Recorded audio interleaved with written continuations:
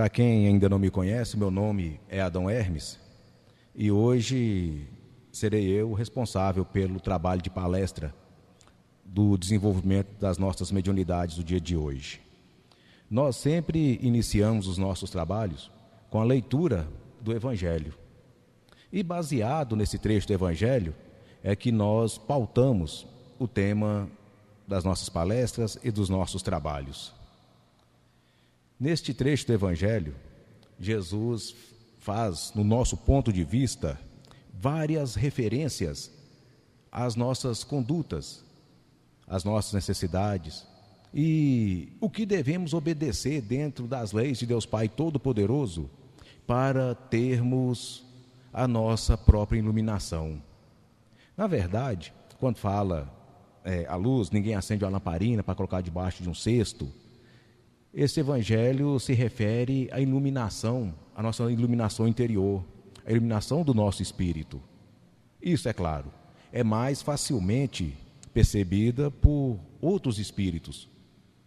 É mais facilmente percebida pelos nossos mentores, pelos mestres de Deus que nos acompanham. Mas que efeito essa iluminação interior, iluminação dos nossos espíritos, pode causar no mundo físico? Como é que se reflete a iluminação de um espírito encarnado aos olhos de outros encarnados?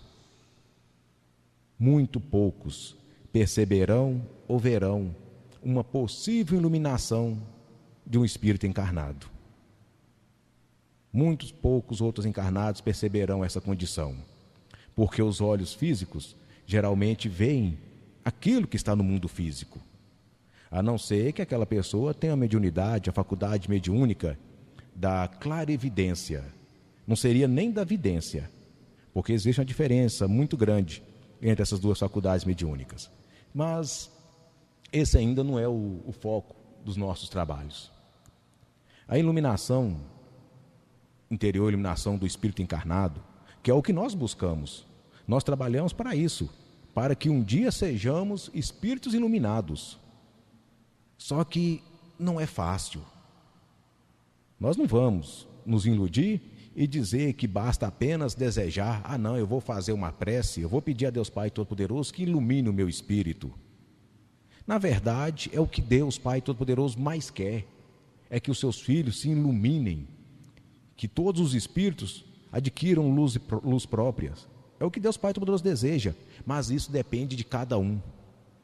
E para nós encarnados, não é fácil, porque nós somos tentados de várias maneiras. Estamos acomodados e acostumados com as facilidades do mundo físico. Para nós é muito mais fácil e mais acessível estarmos sob influência daquilo que está no mundo físico, dos prazeres que o mundo físico nos proporciona, os prazeres como ganância, outros sentimentos gerais, normais, que já é própria do espírito encarnado, que já é próprio da natureza humana. Então, se nós queremos, desejamos fazer algo diferente, se desejamos fazer a diferença para nós mesmos e também para outros, devemos deixar de fazer coisas comuns que todo mundo faz. Se nós nos entregarmos e formos, de fato, atraídos e seduzidos pelos prazeres e facilidades do mundo físico, estaríamos fazendo tudo aquilo que todo mundo faz. Então não estaríamos fazendo nada de diferente e muito menos de especial. Eu digo isso não porque nós queremos ser melhores do que ninguém, não. Nós queremos sermos melhores do que nós mesmos. Eu quero me tornar um espírito melhor. Eu quero me tornar uma pessoa melhor. E da maneira, de forma que eu vou melhorando a minha natureza, que eu vou melhorando a natureza do meu espírito, eu vou melhorando também como pessoa, como ser humano, como ser encarnado. E isso sim vai refletir nos meus atos, nos meus gestos, na minha conduta. Aí sim, e já vai começar a ser percebido pelos olhos dos encarnados. Eles não vão me ver brilhando, eles não vão ver luz nenhuma em mim, mas vai sentir em mim uma certa confiança. vai sentir, eu estou colocando muito a mim, como se eu fosse me iluminar, né? Mas só quando eu falo a mim, eu falo a todos nós juntos, o conjunto. Então eu vou mudar o termo, eu vou colocar a mim, eu vou colocar nós, né? Porque todos nós, se estamos aqui reunidos, é porque nós estamos buscando esta evolução para o nosso próprio espírito. Então, da maneira, conforme nós vamos melhorando a nossa natureza, as pessoas começam a perceber em nós, né, esta mudança. As pessoas vão confiar mais em nós. Mas não é simplesmente desejar. Tem que ter uma ação, tem que ter um trabalho, tem que haver uma construção, tem que haver alguma abnegação da nossa parte.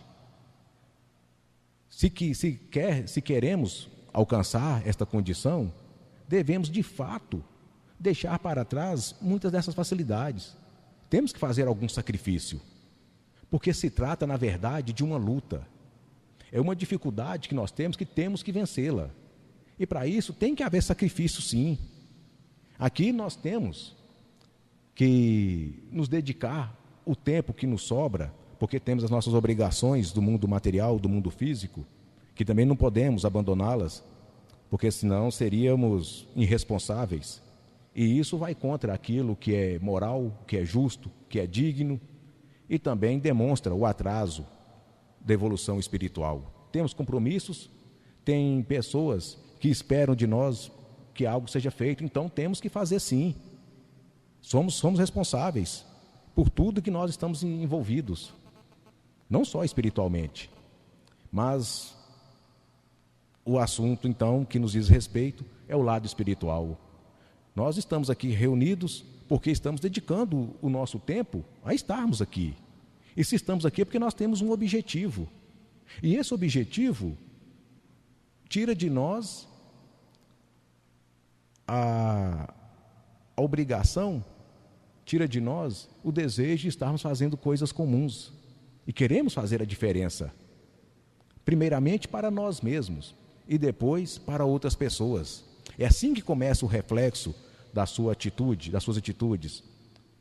As pessoas vão te comparando, começa a se nivelar pelas suas atitudes de nobreza, honestidade, justiça, verdade. Se você viu o erro do outro, não critique, não faça nada, a menos que seja para ajudá-lo.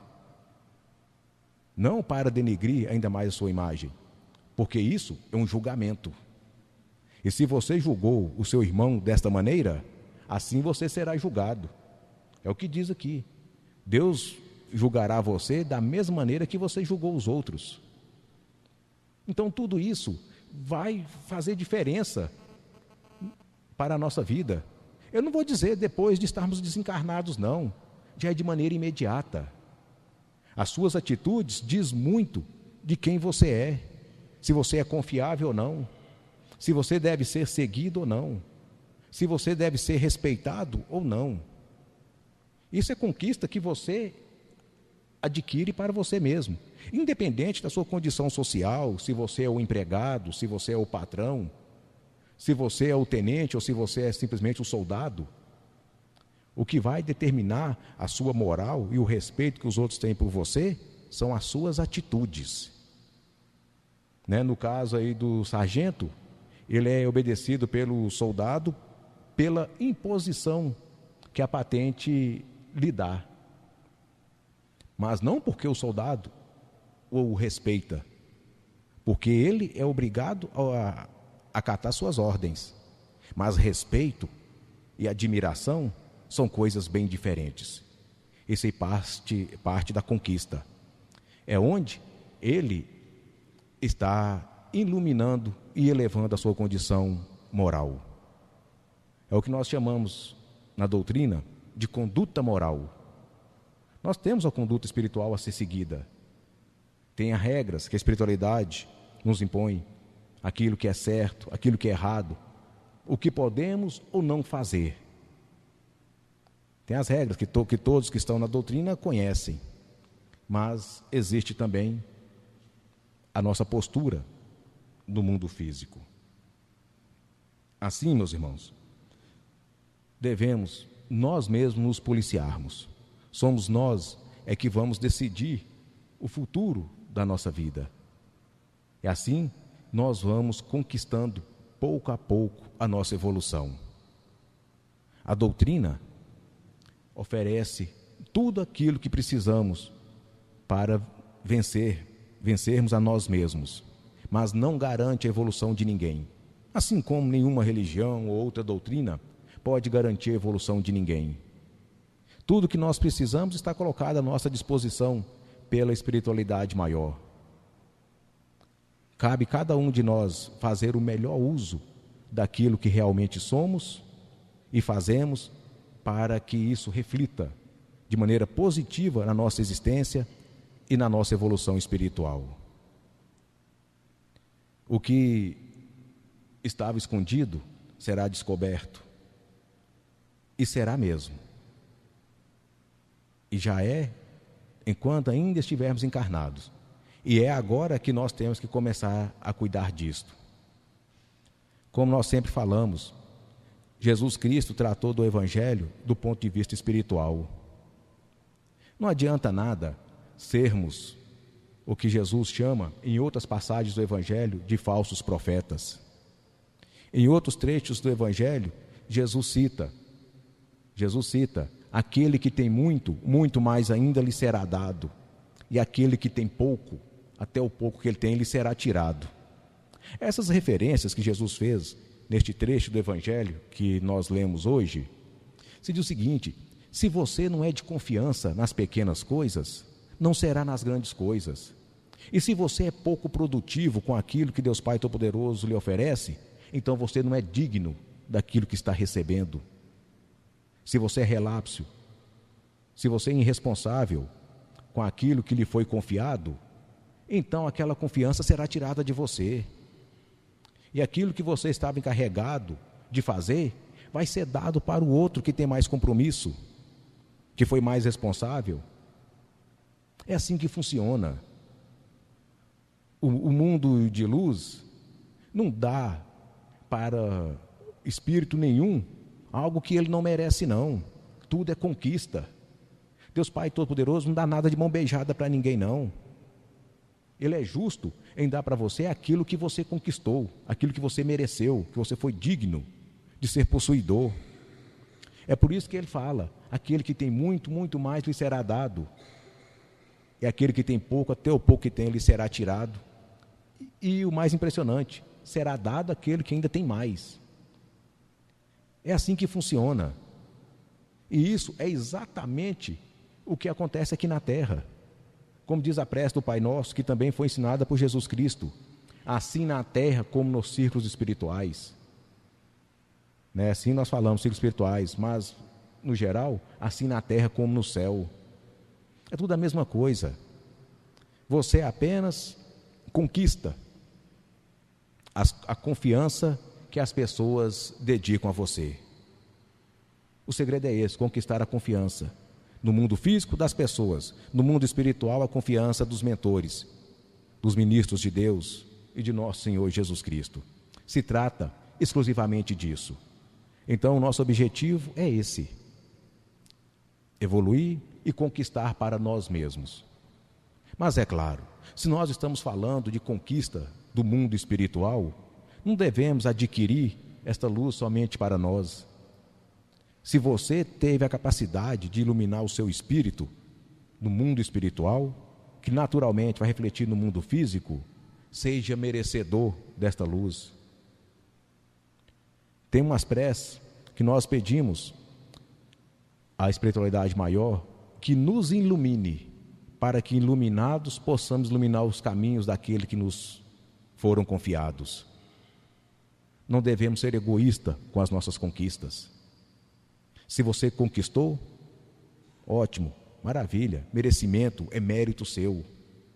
Mas você deve distribuir para aquele que não foi capaz de conquistar, não dando para ele as suas conquistas, mas lhe mostrando como também conquistar, ensinando, mostrando o caminho, não simplesmente distribuindo nada de mão beijada, até porque não temos essa capacidade de doar iluminação para ninguém.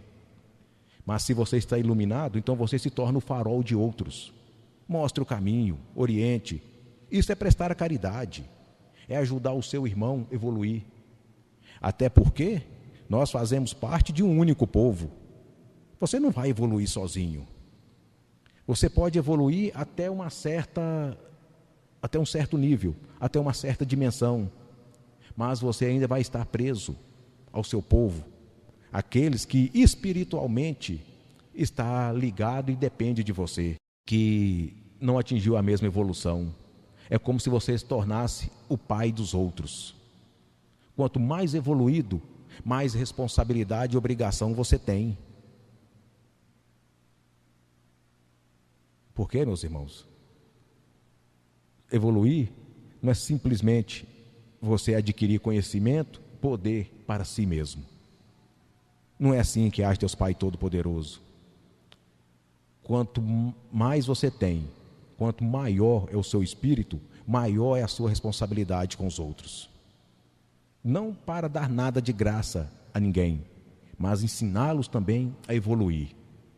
É assim que funciona, é assim que sempre funcionou e vai continuar funcionando no mundo espiritual. Muitas pessoas chegam no templo, não só aqui no templo, mas nós sabemos de casos, até mesmo na igreja católica, na igreja evangélica, tem médiuns em vários templos espíritas, que chega dentro do templo, trabalha bonitinho, trabalha com devoção, acredita de fato naquilo que está fazendo, atende bem aquele paciente que nos procura, os nossos visitantes, doutrina os espíritos sofredores, ajuda muitos espíritos. Sai do templo, volta para a vida comum, faz tudo errado, engana, trai, fala mal das pessoas, se torna um sujeito egoísta, às vezes até depravado. Então, o que ele fez? Nada. Os efeitos positivos dos seus trabalhos enquanto esteve no templo foram produtivos, ajudou muitas pessoas, mas para ele mesmo, ele dá um passo para frente e dois para trás. O que esse evangelho quer dizer é que aquilo que estava escondido será descoberto. E será descoberto porque a espiritualidade está vendo. O seu espírito sabe do que você faz de errado. Talvez nós encarnados não sabemos o que o outro faz, qual é a natureza, o que o outro pensa, mas ele sabe. Todos nós sabemos o que nós fazemos de errado. Todos nós sabemos onde estão as nossas fraquezas, as nossas falhas. Todos nós sabemos o momento exato em que estamos cometendo um erro. Aí nós pensamos, eu vou fazer só isso aqui errado. Ninguém está vendo. Depois eu conserto. Não conserta não. Oportunidade e como consertar existe. É possível você consertar um erro, mas só que nós não consertamos, porque nós temos a falsa ilusão de que ninguém mais sabe daquilo. Além da espiritualidade, você próprio sabe. E quando você atingir uma certa evolução, uma certa elevação moral, você vai se arrepender daquilo. Você mesmo se tornará o seu próprio cobrador. E é difícil você se perdoar depois que você atinge uma certa elevação moral. Então, meus irmãos, nenhum de nós está isento de cometer erros. Todos nós cometemos falhas. E vou dizer, todo dia nós cometemos um deslize, cometemos um erro. A vantagem é que nós temos a oportunidade de consertar. Até porque, diz um pensador chinês, que diz que um homem que comete um erro e não o corrige, comete um outro erro. Ainda mais quando se sabe dele. E é o nosso caso. Serve também como comparação aquela pessoa que vem no templo, trabalha, faz tudo bonitinho e lá fora faz tudo errado, é como se essa pessoa tivesse uma ferida na mão. Cortou, deu um corte na mão. Aí durante o dia, essa pessoa passa pomada, passa remédio, põe um curativo. Aí quando é à noite, ele tira o curativo. E a ferida está fechada, já tem até aquela casquinha em cima, sarando. Aí ele arranja um palito, um espeto, uma farpa qualquer e começa a cutucar aquela ferida. Tira aquela casquinha e abre a ferida e ela começa a sangrar e doer. No outro dia, ele vem para o templo. Aí então é como se ele colocasse novamente remédios e curativos na mão. Saiu, chegou à noite, está lá cutucando de novo a ferida. Ele não está fazendo nada, ele não está deixando a ferida se curar.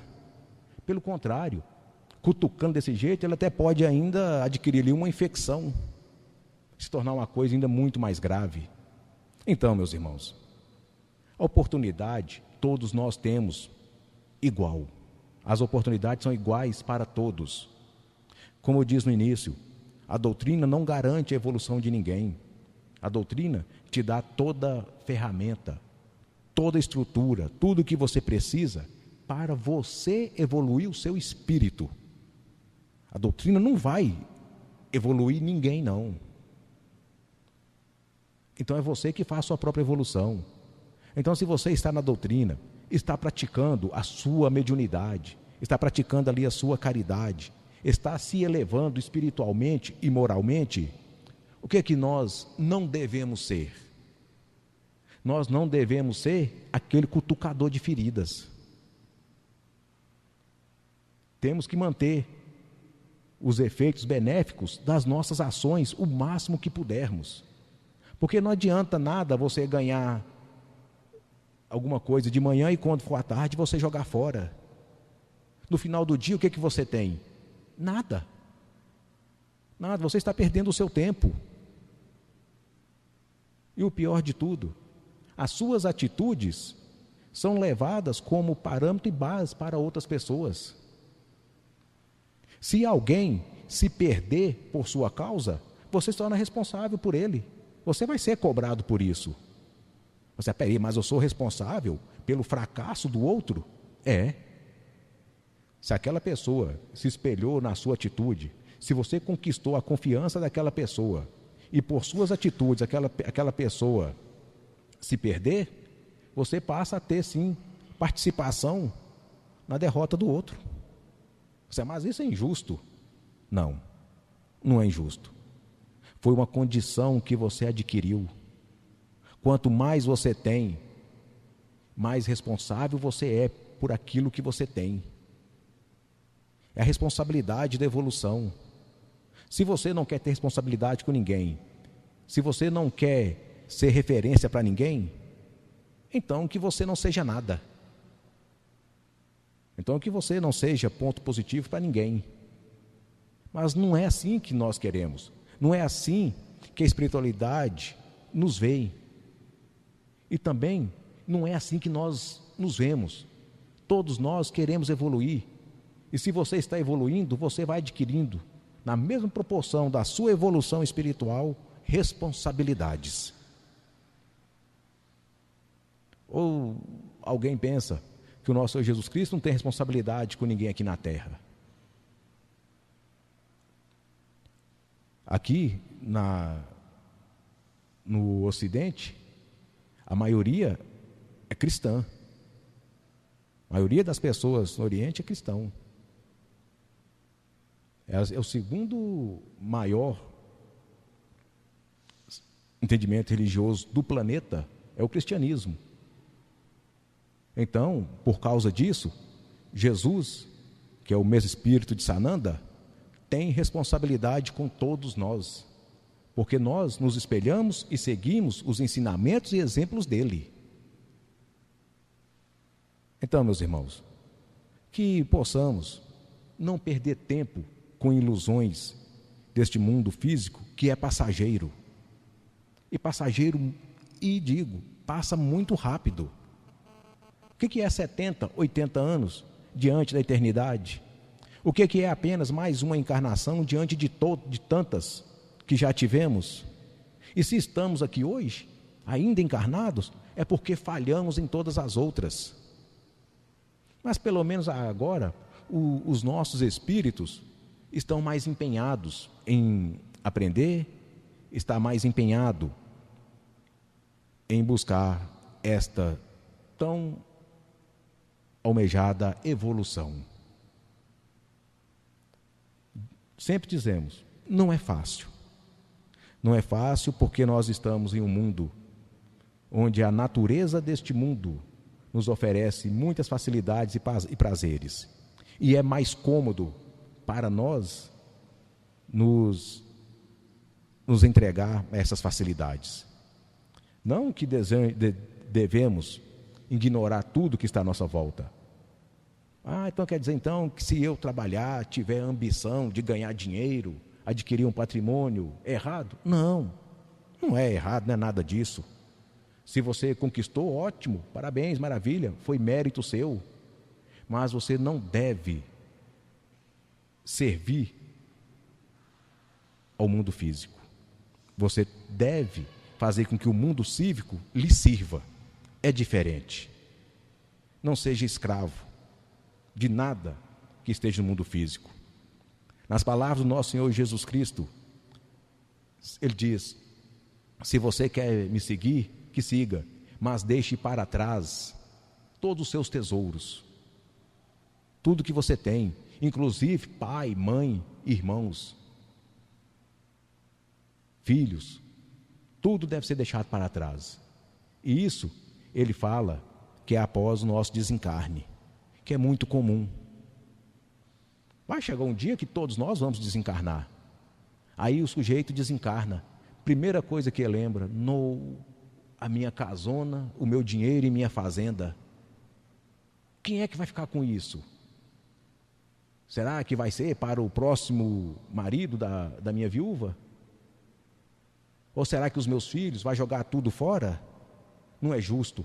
Eu não quero. Eu quero ficar com a minha fazenda, quero ficar com os meus bois, quero ficar com os meus apartamentos, os meus investimentos. Ele vai evoluir? Não, não vai. Ele vai ficar lutando por uma coisa que não é mais dele. Então ele se torna, de fato, um espírito sofredor, se torna um obsessor. E o pior de tudo, um obsessor de si mesmo. Não, eu não quero largar os meus filhos, eu quero acompanhar o crescimento dos meus netos. Eu não quero deixar a minha esposa, eu quero ficar perto dela. Você vai se tornar um espírito sofredor, um obsessor. Você vai se tornar um obsessor da sua própria família. E o pior de tudo, vai se tornar um espírito preso no mundo físico. Deixe para trás tudo aquilo que não lhe pertence mais. Morreu o seu corpo físico. Nada do mundo físico deve lhe interessar ou lhe importar mais. Agora, as suas conquistas são espirituais. Largue tudo para trás. É assim que deve funcionar. E para ficar mais fácil, quando esse dia chegar, aproveite e usufrua de tudo que o mundo físico lhe proporciona. Mas não se prenda a ele, não se torne dele um escravo. Porque quando você precisar deixar tudo para trás, você não vai ter tanta dificuldade. Aproveite a sua família, seja justo, carinhoso, amoroso, mas lembre-se, nem os seus filhos pertencem a vocês. São espíritos também que estão em busca de evolução, e eles têm que evoluir por eles próprios. Eduque, ensine, faça de tudo para que ele seja uma pessoa de bem, uma pessoa de moral, uma pessoa íntegra. Aí você vai estar ajudando a evolução dele, mas você não vai evoluir por ele.